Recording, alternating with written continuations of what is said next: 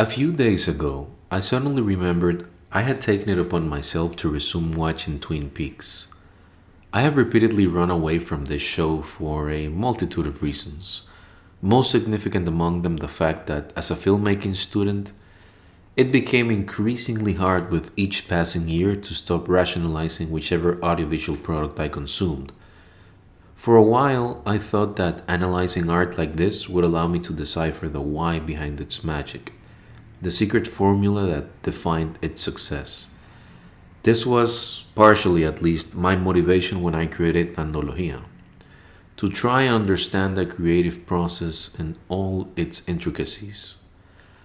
However, I never felt I was able to hit the quintessence of the creative act. I've come close several times, but never quite there.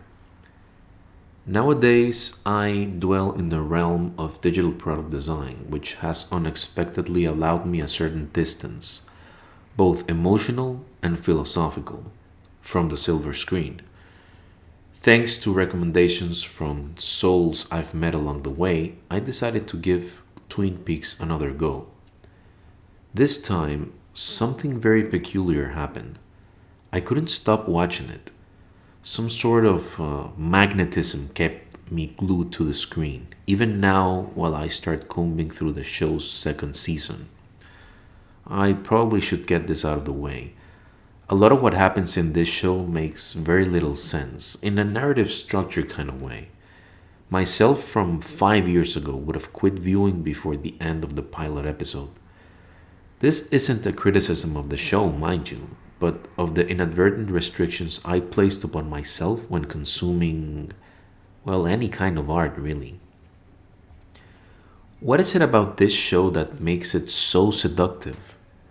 There are so many interesting video essays in YouTube that tackle this topic much better than my non native English speaking brain could ever hope to do, so I won't attempt to give an over analytical spin to this text.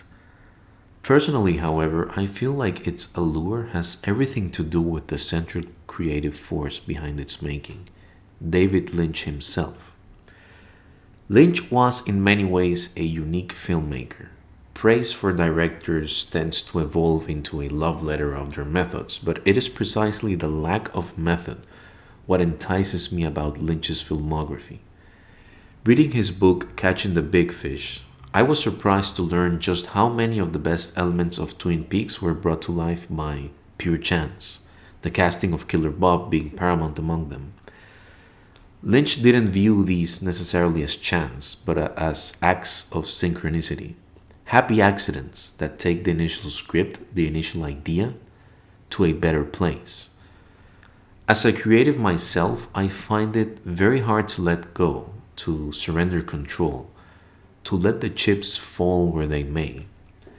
I am usually very methodical in everything I do, which of course results in an undue amount of anxiety and tension.